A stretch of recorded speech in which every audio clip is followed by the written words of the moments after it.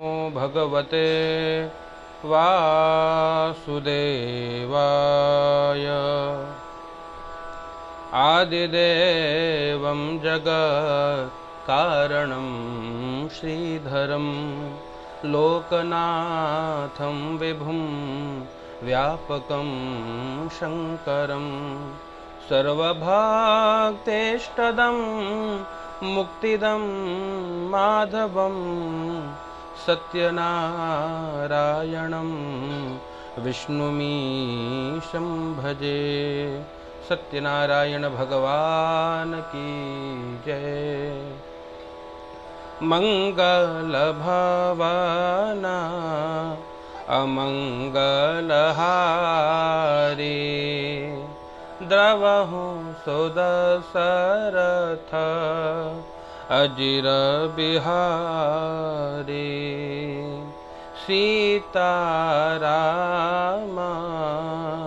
चरण रति मोरे अनुदिन बढ़ाऊं अनुग्रह तोरे। मंगल भवना अमंगलहारी उमा सहित जहि जपत पुरारी।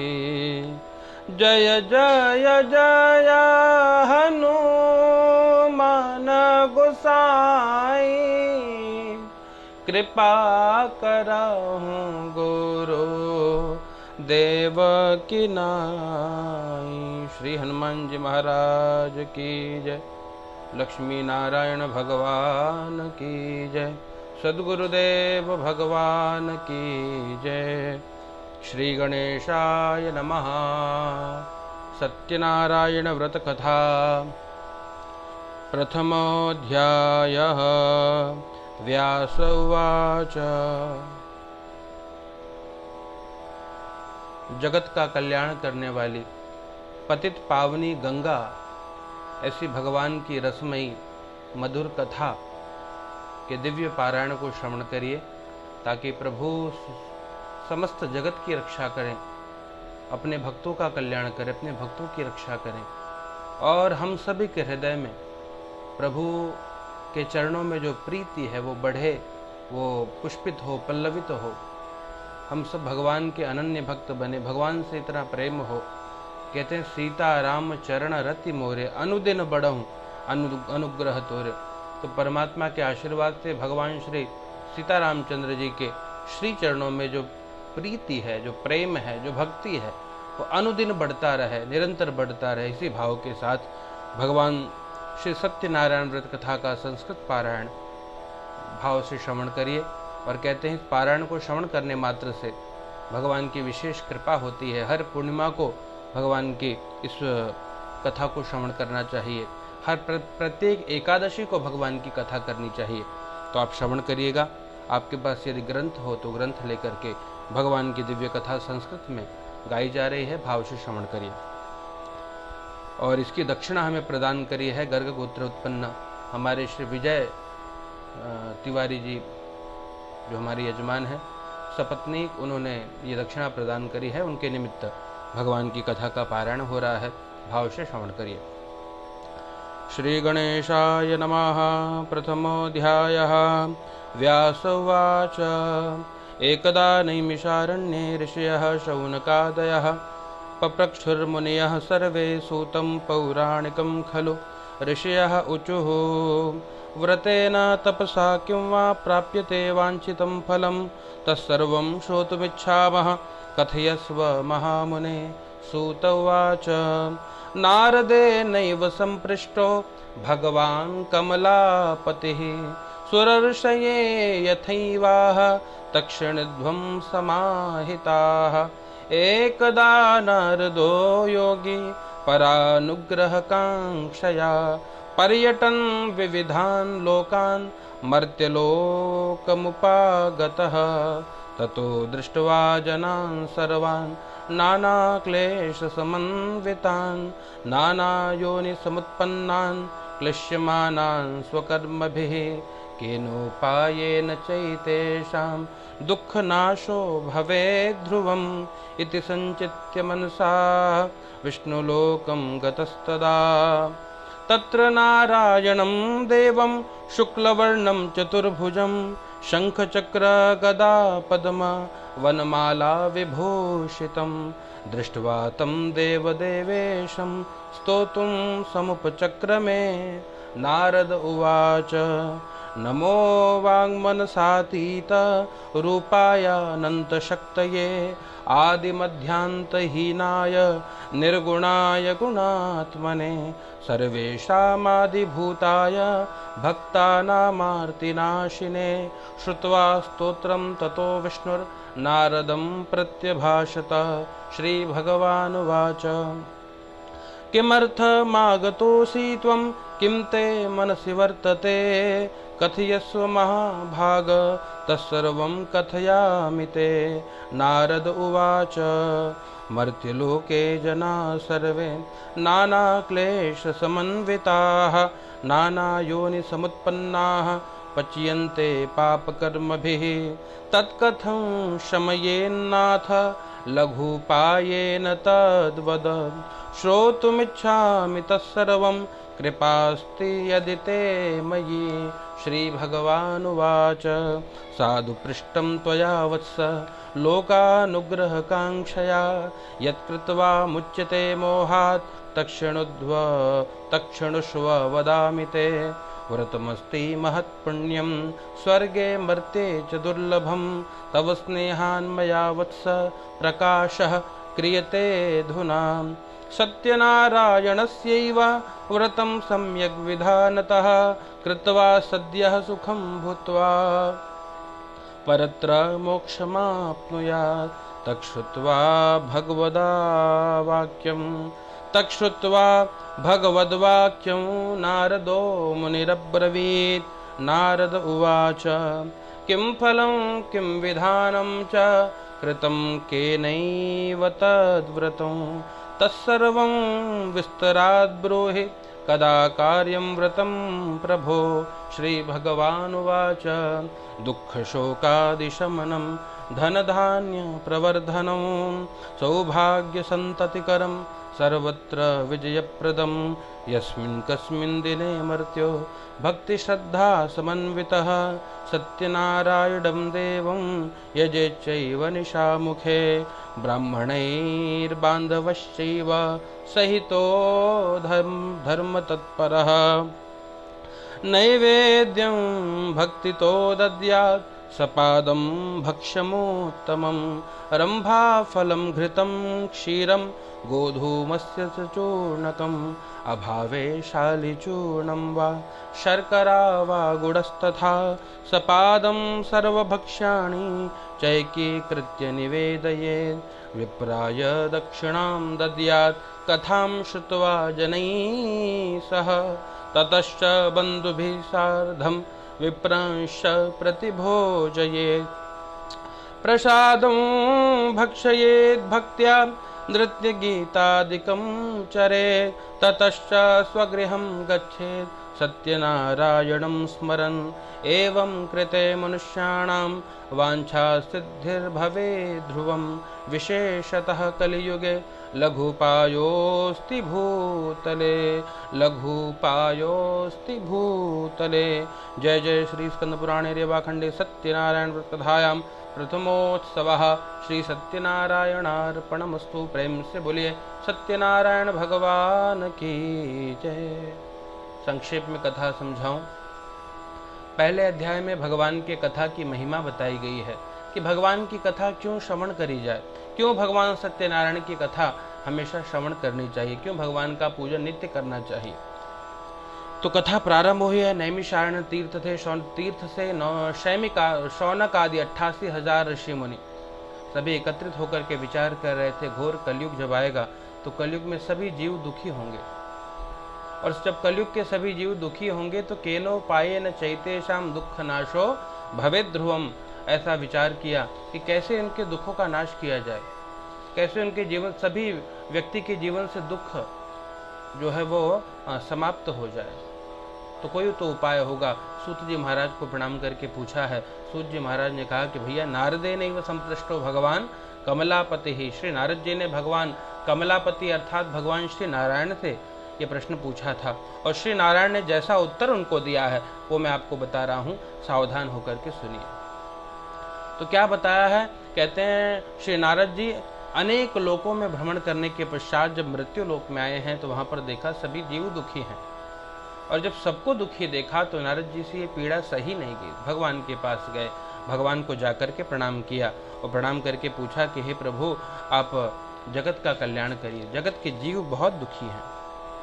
और भगवान से प्रश्न पूछा है कि हे प्रभु, भगवान की बड़ी प्यारी स्तुति करी है, नमो वांग मनसातीता रूपायानंत शक्तये। हे प्रभु आप वाणी और मन से परे स्वरूप वाले हैं, ब्रह्म अतर्क्य बुद्धि मन बाने। तो हे प्रभु आप कृपा करिए। क्यों? क्योंकि आप भक्त्या नाम आरती नाशिने, भक्ता नाम आरती नाशिने। आप भक्तों का जो आरत है, जो भक्तों का कष्ट है, जो भक्तों का दुख है, आप उसको दूर करने वाले हो। हे परमात्मा जगत का कल्याण करिए। भगवान ने जब स्तुति सुनी तो कहा कि प्रभु हे नारद जी किस प्रयोजन से आप यहाँ आए हैं, आपके मन में क्या है, कहिए मैं सब कुछ आपको बताऊंगा। तो श्री नारद जी ने कहा है, मर्त्य लोके जना सर्वे नाना क्लेश समन्विताः नाना योनि समुत्पन्नाः पच्यन्ते पाप कर्मभिः। कर्म के सिद्धांत से कोई अछूता नहीं रह पाता। कहते जो जस करहि सो तत्फल चाखा। तो भगवान ने यही बताया। नारद जी ने कहा कि मर्त्य लोके जना सर्वे नाना क्लेश समन्विताः, तो अनेक प्रकार के क्लेश, अनेक प्रकार के दुख, अनेक प्रकार की पीड़ा लोग अपने अपने कर्मों के अनुसार उसका फल भोग रहे हैं। तो तत्कथम शमयेन नाथ, कैसे उनका जो दुख है, कैसे व्यक्ति के जीवन से दरिद्रता का नाश हो। श्रोतुम इच्छामि तत्सर्वं कृपाते यदि ते मयि, यदि आपकी मुझ में कृपा ही है परमात्मा तो मैं सुनना चाहता हूँ कैसे व्यक्ति के जीवन से दुख, दरिद्र, कष्ट का निवारण हो पाएगा, कैसे जीव आनंदित हो पाएगा, कैसे जीव को सुख प्राप्त होगा, उपाय बताइए। तो भगवान ने कहा कि साधु पृष्ठम त्वया वत्सः, आपने बहुत उत्तम बात पूछी। क्यों उत्तम बात है?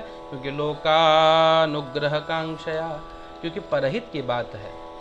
कहते परहित सरेस धर्म नहीं भाई, पर पीड़ा समा नहीं अधमाई।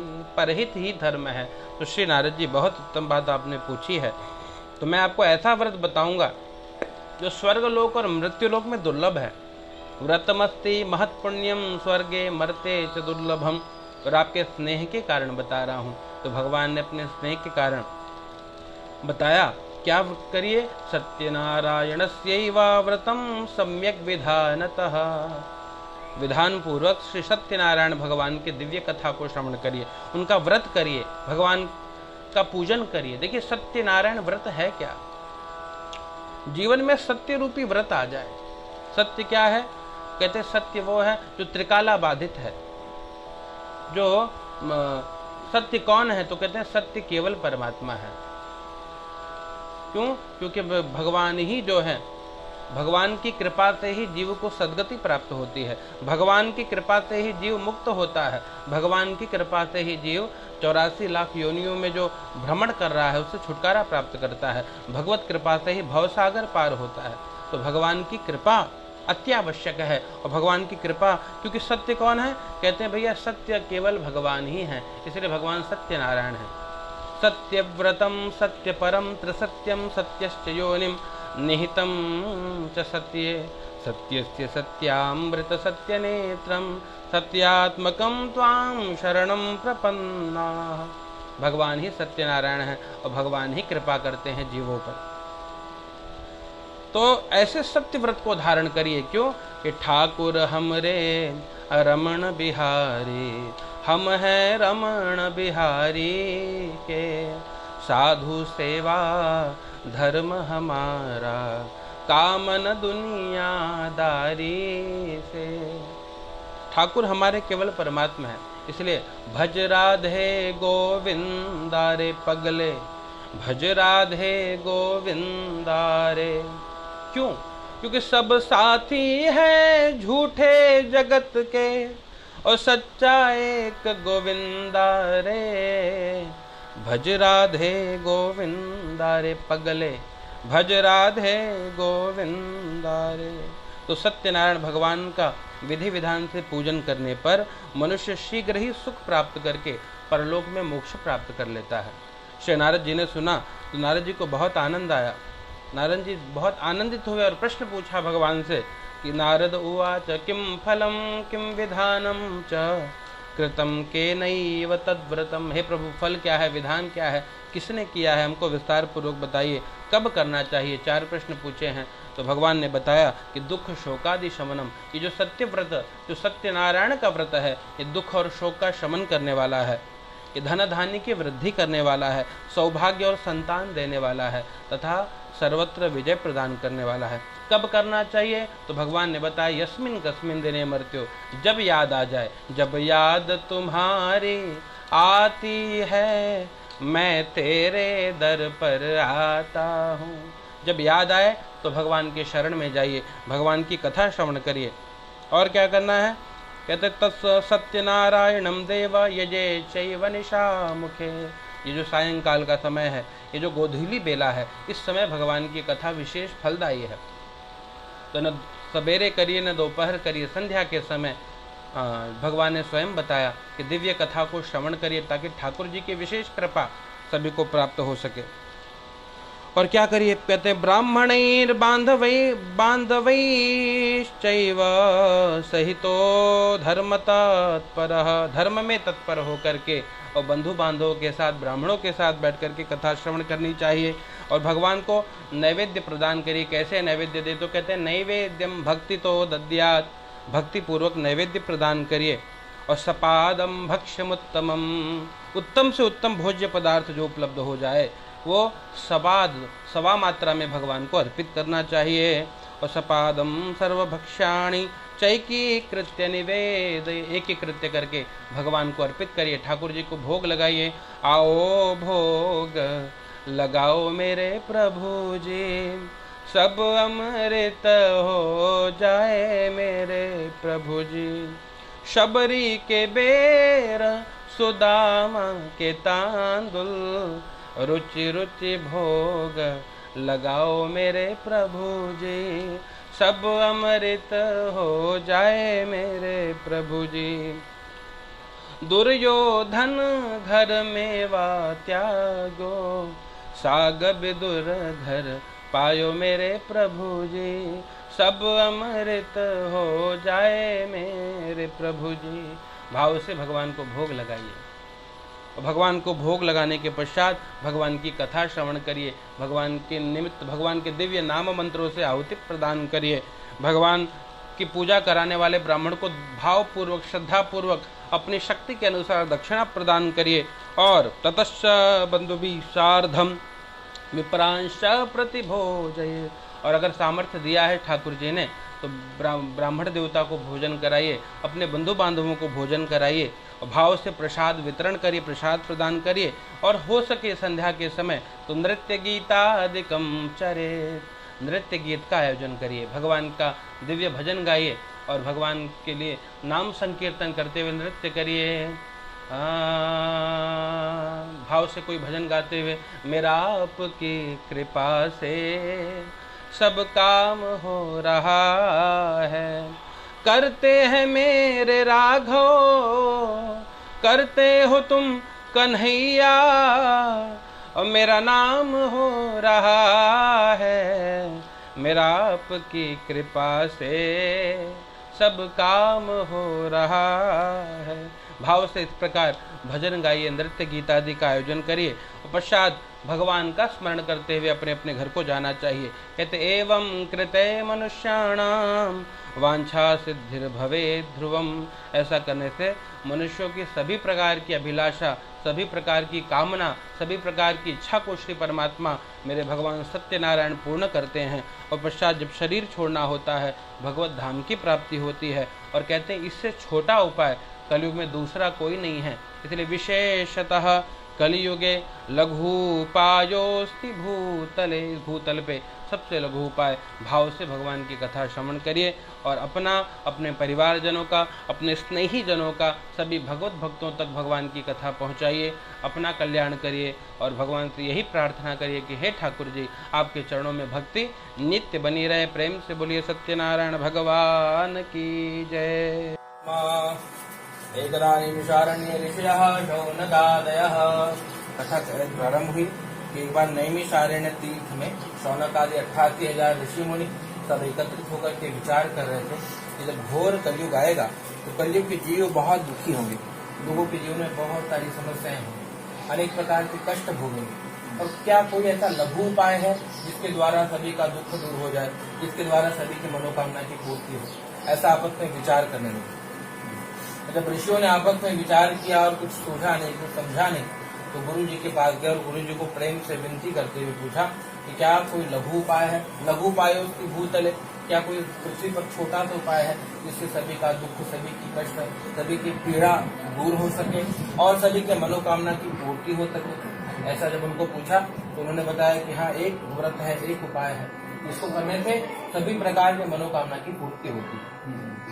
बोला आपको कैसे पता ये उपाय, आपको कहाँ से पता लगा इसके बारे में, ये जानकारी आपको कहाँ से प्राप्त हुई? जब उसने पूछा तो उन्होंने कहा कि एकदा नारदो योगी परानुग्रह कांक्षया पर्यटन विविधान लोकान मर्त्यलोकमुपागतम। एक बार योगी नारद जी और मन में ये विचार करते हुए कि चलिए भैया थोड़ा भगवान नाम संकीर्तन किया जाए, भगवान के नाम का जप किया जाए और जगत में देखा जाए कि भगवान के द्वारा बनाया हुआ ये संसार कितना सुंदर है, ऐसी मन में भावना करते हुए और इच्छा क्या जगी? परानुग्रह कांक्षया, किस प्रकार से परानुग्रह हो, किस प्रकार से जगत का कल्याण हो, किस प्रकार से सभी के मनोकामना की पूर्ति हो। तो मैं देखिए, जीवन में हमारा जब भी हमको भगवान ने शरीर दिया है तो हमको प्रयास करना चाहिए कि पुण्य हो, है ना, जितना हो सके हम पुण्य कर्म करें। कैसे होगा पुण्य कर्म? कहते हैं भैया, व्यास जी के पास लोग गए और पूछा कि हमको बताइए कि पुण्य और पाप होता क्या है, जानते नहीं तो कैसे पुण्य करेंगे? बोले भैया मैंने 18 पुराणों की रचना करी है ना, 18 पुराणेषु व्यासस्य वचन। 18 पुराणों को अगर आप पढ़ लोगे आपको पता लग जाएगा क्या करना है, क्या नहीं करना है, कैसे जीवन जीना है, सब सारी की सारी जानकारी उसमें है। जब ऐसा उनको कहा तो बताया कि नहीं, लेकिन हमारे पास समय नहीं है, हम नहीं पढ़ सकते। बोले ठीक है, 18 पुराणों का में एक पुराण है श्रीमद् भागवत महापुराण। आप भागवत पुराण को भी ढंग से अगर श्रवण कर लोगे तो आपके जीवन से सारे प्रकार के संशय निकल जाएंगे, मन में कोई संदेह नहीं बचेगा, आपको सब कुछ प्राप्त, सब आपको जान जाओगे तो जानना चाहते, पाप पुण्य सब पता लग जाए। बोले अरे गुरुजी इतना भी समय नहीं है कि हम 18 श्रीमद् भागवत पुराण को पढ़ लें। बोले ऐसे तो आप जानना क्या चाहते? बोले खाली दो बात बता दो, पुण्य क्या है, पाप क्या है, बस हमको कुछ नहीं जानना। तो उन्होंने कहा ज्येष्ठादर पुराणेषु व्यासस्य वचनद्वयम् परोपकाराय पुण्याय पापाय परपीडनम्। तो जो है क्या? परोपकाराय पुण्याय, पुण्य कैसे अर्जन होगा? जब आप परहित करोगे, है ना, जब आप लोगों की सहायता करोगे, परोपकार करोगे तो पुण्य बढ़ेगा। और पापाय परपीडनम, अगर आप लोगों को दुख प्रदान कर रहे हो, अगर आपके कारण जगत में लोग दुखी हैं तो फिर आप जीवन में पाप कमा रहे हो। पुण्य का फल है जीवन में आपको सुख मिलेगा, है ना, और पाप का फल है कि जीवन में दुख मिलेगा। इसलिए पुण्य ये बात नहीं है, संपत्ति तो हमको पूर्व जन्म के कर्म के फल के अनुसार प्राप्त हो जाता है, लेकिन भैया पुण्य पाप तो हमको स्वयं अर्जित करना पड़ता है। कई बार होता है कि संपत्ति होने के बाद भी लोग बहुत दुखी हैं, और कुछ लोग हैं कि भैया कुटिया में है लेकिन मस्त पड़े हैं, जीवन बिता ले गए पता नहीं चला। और यहाँ पर भैया सब कुछ होने के बाद, सारे वैभव है, सारी संपत्ति है, लेकिन जीवन में हमेशा अश्रु है, आंख से आंसू की धारा बह रही है, लोग बड़े दुखी हैं। ऐसा कल सुनाई भी पड़ा, कोई बड़े बड़े संत भी सुसाइड कर ले रहे गोली मारकर। ये सुन करके भैया धक्का लगता है, ऐसे कैसे हो रहा है? जो जगत को सुख बांट रहा है वो खुद इतना दुखी कैसे हो सकता है? यही बात है कि जब जीवन में पाप बढ़ेगा तो भैया जीवन में दुख बढ़ेगा, और दुख इसलिए दो बात बताई। तो नारद जी ने कहा कि भैया जब तक भगवान की सेवा हो जाए और परहित हो जाए, परोपकार हो जाए, तो चलो भैया निकलते हैं। नारद जी हाथ में संकीर्तन करते हुए, भगवान के नाम का कीर्तन करते हुए नारद जी हाथ में वीणा लेकर के निकले और भगवान के नाम का कीर्तन कर रहे हैं। आप भी पीछे पीछे गाइए। नारायण नारायण भज मन नारायण, नारायण नारायण भज मन नारायण। श्री हरि माधव नारायण भज मन नारायण। श्री हरि माधव नारायण भज मन नारायण। केशव माधव नारायण भज मन नारायण, भज मन। सब लोग बोलिए। एक बार हुआ कि ऐसे ही कथा हो रही थी। गुजरात के एक बहुत बड़े संत थे डोंगरे जी महाराज। डोंगरे जी महाराज इसी प्रकार से प्रेम से भगवान की कथा करते, कीर्तन करा।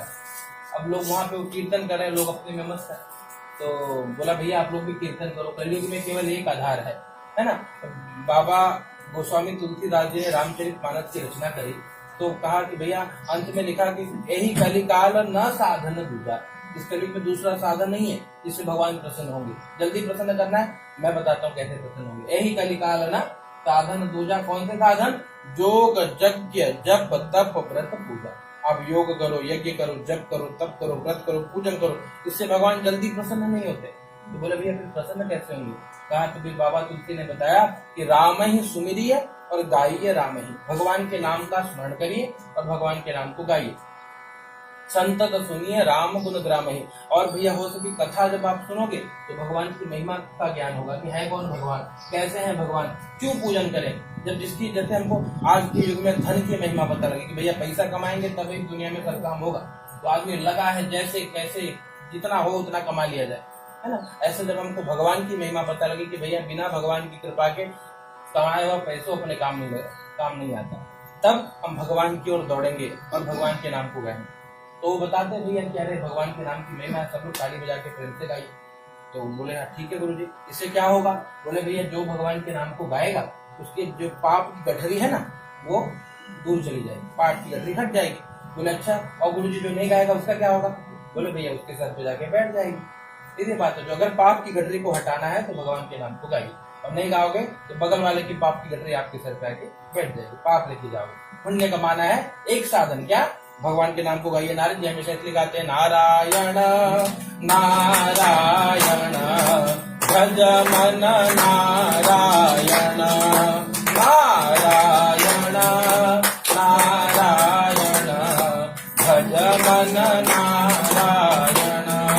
केशव श्याम माधव श्याम, केशव माधव श्याम, केशव माधव श्याम, केशव माधव श्याम। मेरे राम हे घनश्याम, मेरे राम हे घनश्याम। भज मन नारायण, भज मन नारायण, नारायण नारायण नारायण नारायण। भज मन नारायण, भज मन नारायण, भज मन नारायण। बोलिए सत्यनारायण भगवान की जय। अब नारद जी ऐसे भगवान के नाम का कीर्तन करते हुए अनेक लोगों में घूम रहे थे। अनेक लोगों में घूमते हुए बाद में उन्होंने पृथ्वी लोक को देखा, और पृथ्वी लोक में देखा ततो दृष्ट्वा जनान सर्वान नाना क्लेश समन्वितान। पृथ्वी लोक पर आए तो जगत सबको देखा, है ना। ततो दृष्ट्वा जनान सर्वान, सभी लोगों को देखा तो देखा नाना क्लेश समन्वितान, अनेक प्रकार के क्लेश, अनेक प्रकार के कष्ट दुख हो गए। और नाना योनि समुत्पन्नान क्लेशमानान स्वकर्म भी, अनेक योनियों में उत्पन्न होकर। देखिए शरीर इस बार हमको मनुष्य का मिला है, गारंटी नहीं अगली बार भी यही मिलेगा। हमारे कर्म के अनुसार हमको दूसरा शरीर भी प्राप्त हो सकता है। क्या? कोई कुकुर बनता है, कोई शुकर बनता है, कोई मच्छर बनता है। कोई जैसा कर्म करे, लोगों का खून चूसोगे मनुष्य का शरीर पाकर, अगले जन्म में मच्छर बनोगे। मच्छर बनोगे तो बस इतने में सीताराम हो जाएगा, है ना। ये कर्म का फल है। अगर लोग जैसे धर्म के कर्म में जो चंदा एकत्रित होता है उसको लोग ढकाल जाते हैं तो फिर वो बैल बनेंगे ऊपर लेकर, उसको धोना पड़ेगा। तो ये किए हुए कर्म के फल के अनुसार हमको शरीर प्राप्त हो सकता है। तो ये जो शरीर मिला है कहते हैं बड़े भाग मानुष तन पावा, बहुत भाग्य से मिला भैया। और सुर दुर्लभ सद ग्रंथ निगावा, देवताओं के लिए भी दुर्लभ है। ऐसा नहीं है कि हमको मिला है, देवता भी तरसते हैं कि हम मनुष्य बन जाए, और मनुष्य बन जाएंगे तभी यहाँ से जब मनुष्य का शरीर मिलेगा तो कहते हैं पाप पुण्य का मार्ग यहीं से निकलता है। इसके साथ साथ एक तीसरा रास्ता निकलता है। इस शरीर को पाने के बाद 3 सीढ़ी मिलेगी। एक तो ये कि आप सत्कर्म करिए, पुण्य कर्म करिए और सुख भोगिए, और मरने के बाद फिर पुण्य बचा रहे तो स्वर्ग में जाइए, वहां पे अप्सराएं हैं, नृत्य करेंगे, आनंद करेंगे, है ना। ये क्या है? स्वर्ग वाला साधन, पुण्य का साधन। दूसरा पाप करिए, लोगों को दुख दीजिए, परेशान करिए, और फिर यहाँ तो दुख भोगोगे और उसके बाद जब मरोगे शरीर छूटेगा फिर जाओगे नरक में। वहां भी कहते हैं भैया अनेक प्रकार के दंड है ना। कहते हैं उसमें कृमि भोजन देखा था ना अपरिचित में, कीड़ों से कीड़े खा जाएंगे आपको और फिर तलते हुए तेल में चला जाएगा। ये सब दंड है, जैसा कर्म है वैसा वो भोगिए। और तीसरा है कि भैया ये सब इस चक्कर में मत पड़िए, न पाप करिए न पुण्य करिए। क्या करिए? कहते हैं भैया भजन करिए। भजन करेंगे, भजन करने के बाद यहाँ तो जो कुछ चाहिए भगवान देते हैं, और यहाँ का हिसाब पूरा करके फिर हम चले जाएंगे भगवान के पास, और फिर हमको भटकना नहीं। 84 लाख शरीर नहीं धारण करना। 84 लाख शरीर में जाने के बाद जीवात्मा मनुष्य का शरीर पाता है, तो 84 लाख। तो कहते हैं भैया भजन करिए, भगवान का स्मरण करिए और फिर दुनिया से मुक्त हो जाइए। दोबारा आपको आना जाना नहीं है, आवागमन के चक्र से मुक्ति मिल जाएगी। तो ये सरल साधन है। इसलिए मनुष्य का शरीर प्राप्त करने के बाद प्रयास ये करिए कितना हमसे भजन बन जा रहा है। संसार कभी किसी को सुख नहीं देता, संसार सुख चाहता है। हर चाहे वो कोई भी रिश्ते हो, चाहे कोई भी नाते हैं, सब सुख चाहते हैं। सुख कैसे चाहते हैं भैया? और अगर वो सुख आप चाह रहे हैं, आप उनको दोगे तो आपको मिलेगा। यहाँ व्यापार चलता है, यहाँ कोई प्यार नहीं करता। लोग कहते हैं प्यार कौन करते हैं? तो बोलते हैं भैया प्रेम के प्रतिमूर्ति है माँ, जो निस्वार्थ रूप से बच्चे से प्यार करती, जैसा भी हो वो उसके लिए सब कुछ है। कहते हैं प्रेम अंधा होता है। अंधा इसीलिए होता है कि माँ ने अपने बच्चे को देखा नहीं और गर्भ में आने के बाद प्रेम करने लगी, इसलिए प्रेम अंधा है। और बाकी क्या है संसार में? तो भैया व्यापार है। आप प्यार करोगे तो सामने वाला प्यार करे, आप नहीं करोगे तो बोलेगा भैया तेरा ठीक है। जैसे माँ ऐसी कि आप प्यार करो ना करो हमेशा दिल की दुआ देती, मेरा बच्चा खुश रहे, मेरा बच्चा सुखी रहे, हमेशा अपने बच्चों के लिए रोते रहती, तड़पते रहती। ये स्थिति केवल और केवल माँ ही कर सकती है दुनिया में, और कोई संबंध। जितने भी आपको बाकी मिल रहे हैं दुनिया में वो सब भैया व्यापार वाले हैं। ठीक से करोगे, 2 रुपया दोगे तो 2 रुपये का सामान मिल जाएगा, न देगा तो बोले भैया तू ठीक नहीं है, तो अपन काम देखा हम अपन देखा। ये इसलिए आजकल संसार में रिश्ते नहीं टिक रहे, तो प्रेम नहीं बचा, स्वार्थ बचा है। अपना मतलब पूरा हो रहा है तो रिश्ते टिक रहे हैं, तो अपना मतलब पूरा हुआ बंद हुआ। 1 महीना 2 महीना 4 महीना आदमी देखेगा तो बोलेंगे भैया नहीं तुम हमको संभालने लायक नहीं, तो अपना संभालो, हमको संभाल जाएगी। तो इसीलिए प्रेम की प्रतिमूर्ति माँ है। प्रयास करना चाहिए कि भैया माँ बाप प्रसन्न रहे जगत में, तो संसार भी ठीक से चलेगा। और नहीं बाकी संसार के संबंध के चक्कर में मत पड़िए, भजन करिए। क्योंकि भगवान अगर प्रसन्न है तो जगत के सारे लोग अपने हैं। भगवान अपने अगर नहीं है तो संसार में कोई नहीं है, अपने भी पराये हो जाते हैं। तो जब नारद जी ने ऐसा देखा, लोगों को उपदेश किया, समझाया ऐसा, लेकिन कोई असर नहीं पड़ रहा है। किसी को कितना बोलो तो भैया करना तो वही है जो आपको करना है। तो फिर नारद जी गए कि भगवान के पास, और वैकुंठ लोक में भगवान को देखा। तत्र नारायणं देव शुक्ल वर्णम चतुर्भुजम शंख चक्र गदा पद्म वनमाला विभूषितम। भगवान को देखा, वहां पे नारायण थे, हाथ में शंख है, चक्र है, गदा है, पद्म है, वनमाला धारण किए हुए शुक्ल वर्ण के भगवान को देखकर भगवान की स्तुति करी। बार बार भगवान से प्रार्थना करी कि तव तत्व न जानामि कीदृशोऽसि परमेश्वर यादृशो शुभो देवतादृशाय नमो नमः। नमो वाङ्मनसातीत रूपायान्त शक्तये आदि मध्यांत हीनाय निर्गुणाय गुणात्मने। भगवान की जब बार बार स्तुति करी, ये भगवान आप सत्यनारायण भगवान की जय। अथ द्वितीय अध्यायः, भगवान की कथा का दूसरा अध्याय। संस्कृत पारायण भाव से श्रवण करिए। सूत उवाच अथान्यतं प्रवक्ष्यामि कृतं येन पुरा द्विजाः कश्चित् काशीपुरे रम्ये ह्यासीद् विप्रोति निर्धनः श्रुतोद्भ्या व्याकुलो भूत्वा नित्यं बभ्राम भूतले दुःखितं ब्राह्मणं दृष्ट्वा भगवान् ब्राह्मणप्रियः वृद्धब्राह्मणरूपस्थं पप्रच्छ द्विजमादरात् किमर्थं भ्रमसे विप्र महिं नित्यं सुदुःखितः तत्सर्वं श्रोतुमिच्छामि कथ्यतां द्विजसत्तमा ब्राह्मण उवाच ब्राह्मणोऽति दरिद्रोऽहं भिक्षार्थं वै भ्रमे महीम् उपायं यदि जानासि कृपया कथय प्रभो। वृद्धब्राह्मण उवाच सत्यनारायणो विष्णुर्वाञ्छितार्थफलप्रदः तस्य त्वं पूजनं विप्र कुरुष्व व्रतमुत्तमं यत्कृत्वा सर्वदुःखेभ्यो मुक्तो भवति मानवः। विधानं च व्रतस्यापि विप्राय भाष्ययत्नतः सत्यनारायणो वृद्ध तत्रैवान्तरधीयत तद्व्रतं संकरिष्यामि यदुक्तं ब्राह्मणेन वै इति संचिन्त्य विप्रोऽसौ रात्रौ निद्रां न लब्धवान्। ततः प्रातः समुत्थाय सत्यनारायणव्रतं करिष्य इति संकल्प्य भिक्षार्थमगमद्विजः। तस्मिन्नेव दिने विप्रः प्रचुरं द्रव्यमाप्तवान्। तेनैव बन्धुभिः सार्धं सत्यस्य व्रतमाचरत। सर्वदुःखविनिर्मुक्तः सर्वसम्पत्समन्वितः बभूव स द्विजश्रेष्ठो व्रतस्यास्य प्रभावतः। ततः प्रभृतिकालं च मासि मासि व्रतं कृतम्। एवं नारायणस्येदं व्रतं कृत्वा द्विजोत्तमः सर्वपापविनिर्मुक्तो दुर्लभं मोक्षमाप्तवान्। व्रतमस्य यदा विप्र पृथिव्यां संकरिष्यति तदैव सर्वदुःखं तो मनुजस्य विनश्यति। एवं नारायणेनोक्तं नारदाय महात्मने मया तत्कथितं विप्राः किमन्यत् कथयामि वः। ऋषयः ऊचुः तस्माद्विप्राच्छ्रुतं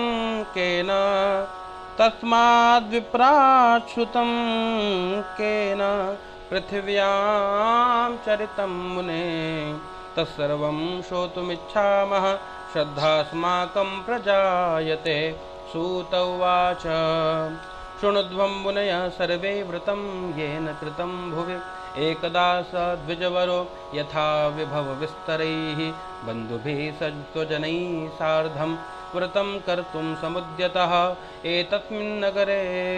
एतस्मिन्नन्तरे काले काष्ठक्रेता समागतं बहिः काष्ठं च संस्थाप्य विप्रस्य गृहमाययौ।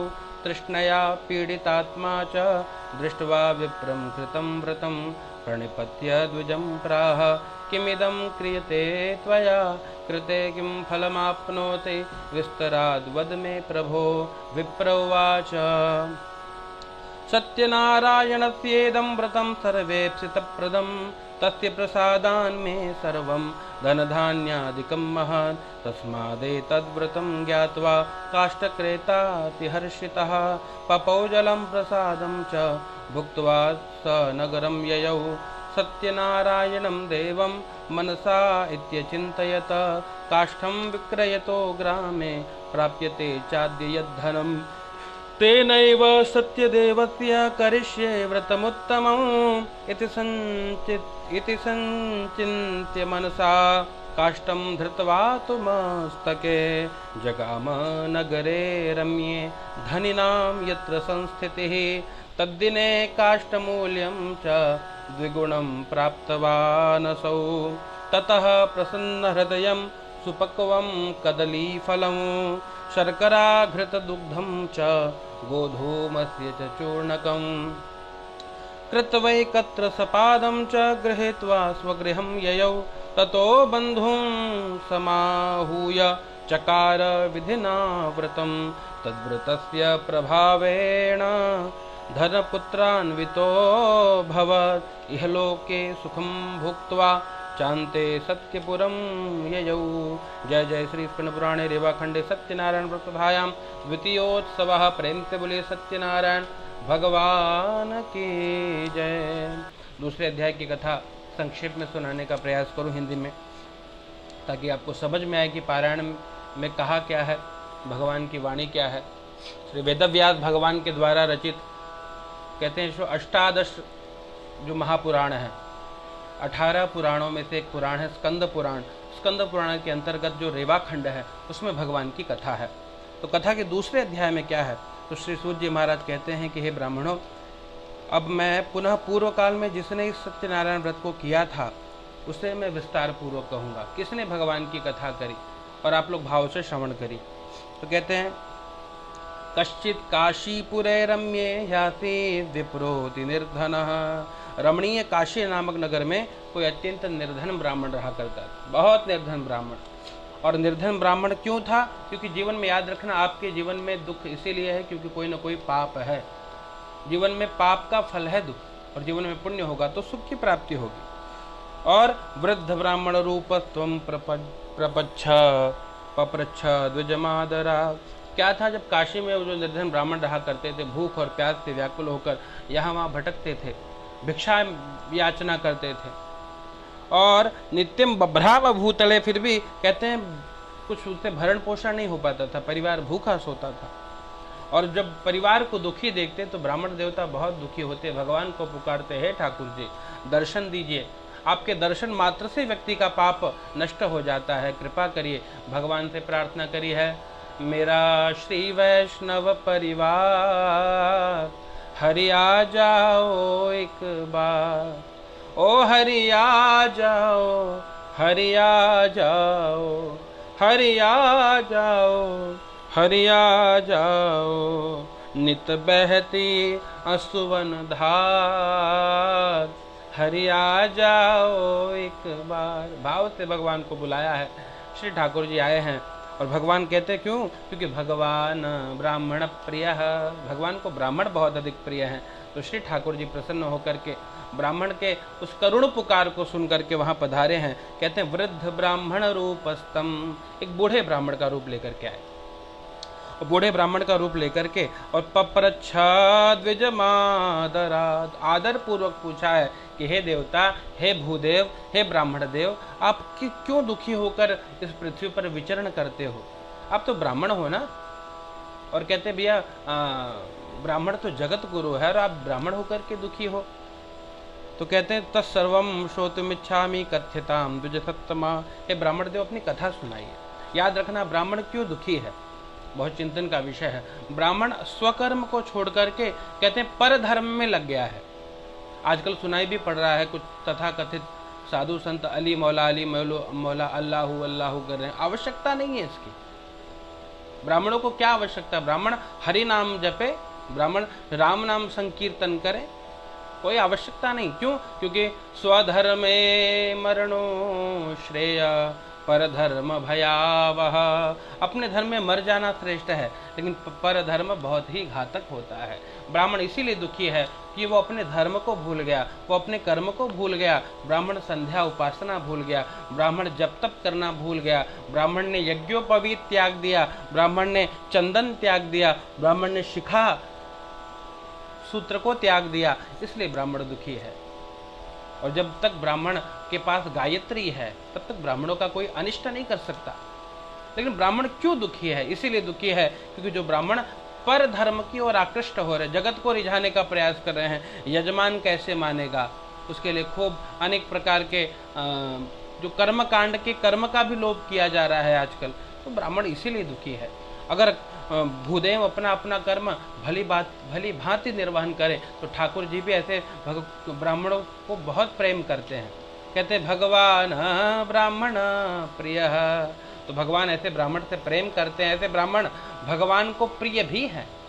इसीलिए तो यहाँ पे ब्राह्मण देवता बहुत दुखी थे, और ब्राह्मण देवता ने भगवान को हाथ जोड़ करके प्रणाम किया और कहा कि ब्राह्मणोति दरिद्रो हम भिक्षार्थम वै भ्रमे महिम, मैं दरिद्र ब्राह्मण हूँ हे देवता, और भिक्षा के लिए यहाँ जगत में याचना करता हूँ, विचरण करता हूँ। अगर कोई उपाय जानते हो कि ये भिक्षाटन छूट जाए तो मुझे बताइए। भगवान ने कहा, जो बूढ़े ब्राह्मण का रूप धारण किए थे, कि भैया सत्यनारायणो विष्णुर्वांछितार्थ फलप्रदः, श्री सत्यनारायण सभी प्रकार की कामना को पूर्ण करते हैं। तो आप उनका पूजन करिए, उत्तम से उत्तम भगवान का व्रत करिए, आपको सब कुछ प्राप्त होगा। क्योंकि यत् कृत्वा सर्व दुखेभ्यो मुक्तो भवति मानवः, जिसको करने से मानव सभी प्रकार के दुखों से मुक्त हो जाता है। और विविधानम च व्रतस्यापि विप्राया भाष्य यत्नतः, भगवान ने पूरा विधान उनको बता दिया है और वहाँ से अंतर ध्यान हो गए हैं। अब जो काशी में जो दरिद्र ब्राह्मण, जो गरीब ब्राह्मण थे, उन्होंने विचार किया कि जो व्रत मुझे बताया है बूढ़े ब्राह्मण ने, मुझे वो व्रत करना चाहिए। और इति संचिन्त्य विप्रोसौ रात्रौ निद्रां न लब्धवान, ऐसा चिंतन करके रात भर नींद नहीं आई। ततः प्रातः समुत्थाय, प्रातः काल उठने के बाद भगवान का स्मरण किया है, संकल्प किया क्या कि सत्यनारायण व्रतम, मैं क्या करूंगा, पहले भगवान का व्रत करूंगा। ऐसा संकल्प करके भिक्षा याचना के लिए, भिक्षा मांगने के लिए निकल पड़े हैं। और कहते हैं तस्मिन्नेव दिने विप्रः प्रचुरम द्रव्यम आप्तवान, आज भगवान के लिए मांगने निकले, बहुत कुछ मिला है, समाज ने भी सहयोग किया और बहुत सारा अन्न धन प्राप्त हो गया। बैठ करके भूदेव को बुलाया, ब्राह्मण देवता को बुलाया है। और कहते ततः प्रभृति कालम च मासि मासि व्रतम कृतम, भगवान का व्रत किया, भगवान का पूजन किया। और तेनैव बंधुभिः सार्धम सत्यस्य व्रतमाचरत, बंधुओं के साथ, बंधु बांधवों के साथ भगवान सत्यनारायण के व्रत कथा को किया है। इससे क्या हुआ, फल ये मिला कि सर्व दुख विनिर्मुक्तः, भगवान की कथा का फल क्या है कि आप सभी दुखों से मुक्त हो जाओगे। तो सभी दुखों से मुक्त होकर के और सर्व संपत्ति समन्वितः, सभी प्रकार की संपत्ति आ गई है। और बभूवा सा द्विज श्रेष्ठो व्रतस्यास्य प्रभावतः, श्रेष्ठ ब्राह्मण बन गए, बहुत सारा धन आ गया। याद रखना, कहते हैं भैया जिसके घर अमीरी का शजर लगता है उसका हर ऐब भी हुनर लगता है। सर्वे गुणाः कांचनम आश्रयन्ते, अगर आपके पास सबसे बड़ा रुपया, टका धर्म टका कर्म टका ही परमम तप, ये जी कलयुग की विशेषता है। उनके पास भी जब बहुत सारा धन आ गया, बहुत सारी संपत्ति आ गई, उस दिन से लेकर के आज ठाकुर जी ने हमको सब कुछ प्रदान किया। कहते मासे मासे व्रतम कृतम, हर प्रत्येक महीने भगवान के व्रत कथा को किया है। और इससे क्या मिला, कहते भगवान की कृपा से सभी पापों से मुक्त हो गए हैं। और अंत में जब शरीर त्यागा तो मुक्ति मिली है, मोक्ष प्रद को प्राप्त किया। तो ऋषियों ने कहा कि तस्माद् विप्राश्रुतम केन पृथिव्याम चरितम मुने, उस ब्राह्मण देवता से सुनकर किसने भगवान की कथा करी है, आप हमको बताइए। क्योंकि कथा सुनकर के श्रद्धा स्माकम प्रजायते, हमको श्रद्धा उत्पन्न हो रही है। सूत जी ने कहा कि शृणुध्वं मुनयः सर्वे व्रतम ये न कृतम भुवि एकदा स द्विजवरो यथा विभव विस्तरैहि। अब ठाकुर जी ने जब सब कुछ प्रदान किया तो अपने बंधु बांधवों के साथ, ब्राह्मण देवता के साथ प्रत्येक मास भगवान की कथा करते। एक दिन भगवान की कथा कर रहे थे तो उनका एक मित्र वहाँ पर आया है, लकड़हारा, लकड़ी बाहर रख कर के ब्राह्मण के घर में गया है, बैठ कर के भगवान की कथा श्रवण करी है। और कथा सुनने के बाद पूछा किया कर क्या रहे हो, आपने ये सब क्या किया। कहा हम भगवान की कथा कर रहे हैं। बोले इससे क्या मिलेगा, कहते हैं कि भगवान की कथा से सब कुछ मिलेगा, मुझे आज जो कुछ भी मिला है भगवान सत्यनारायण की पूजा कथा करने से ही प्राप्त हुआ है। ऐसे सुना, बहुत प्रसन्न हुए हैं और हाथ जोड़ करके प्रार्थना करी कि मेरे घर भी भगवान की कथा करी। तो जब इस प्रकार चिंतन किया तो जो लकड़ी के गट्ठर को पुनः सर पे रखे बेचने निकले तो कहते हैं द्विगुणम प्राप्तवा न सौ, तो कहते हैं पुण्य जब बढ़ा तो लकड़े का दुगुना मूल्य भी प्राप्त हुआ है, लकड़े का दुगुना मूल्य मिला। तो भाव से बैठ करके और भगवान की कथा श्रवण करने का संकल्प किया है। प्रसन्न हृदय होकर के पके हुए केले का फल, शर्करा, घी, दूध, गेहूं का चूर्ण, जो कुछ भी भोज्य सामग्री प्राप्त हुई सवाया मात्रा में अर्पित किया है और लेकर के घर गए हैं। ब्राह्मण देवता को बुलाया, विधि पूर्वक भगवान सत्यनारायण का पूजन किया है, कथा श्रवण करी है। और इस व्रत के प्रभाव से तो क्या कहते हैं, तद व्रतस्य प्रभावेण क्या मिला, कहते धन पुत्रान्वितो भव, धन पुत्र आदि की प्राप्ति हो गई, जो निर्धनता थी वो दूर हो गई, धन धान्य बढ़ गया, और पुत्र पौत्र आदि मिल गए। और कहते हैं वो भगवान के आशीर्वाद से जो जो सुख चाहिए था, यह लोके सुखम भूत्वा, सभी प्रकार का सुख श्री ठाकुर जी के आशीर्वाद से प्राप्त हुआ है। और अंत में जब शरीर छोड़ा तो सत्यपुर भगवान सत्यनारायण के धाम को गए हैं। प्रेम से बोले सत्यनारायण भगवान की जय। जय जय श्री जय जय श्री स्कंद पुराणे रेवाखंडे सत्यनारायण व्रत कथायां द्वितीयोत्सवः। प्रेम से बोले सत्यनारायण भगवान की जय।